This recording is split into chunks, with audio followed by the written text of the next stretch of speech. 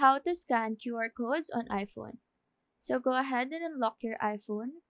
Open the camera app from the home screen.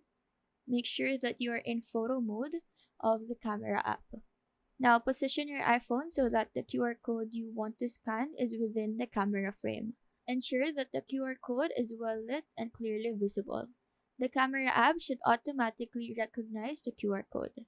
A notification banner will appear at the top of the screen, displaying the information embedded in the QR code. Now tap on the notification banner to open the associated content related to the QR code. If the camera app doesn't recognize the QR code automatically, you can try adjusting the position or the distance of your iPhone to ensure that the code is captured within the camera frame. Now, if it still didn't work, you can try enabling the scan QR codes option in your iPhone settings. Go to the settings application, scroll down and tap on camera.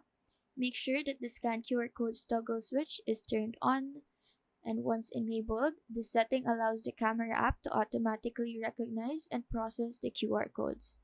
So that is how to scan QR codes on iPhone. Do let us know if this video helped you out, and if you have any question, feel free to drop them down below. Thank you for watching and have a nice day.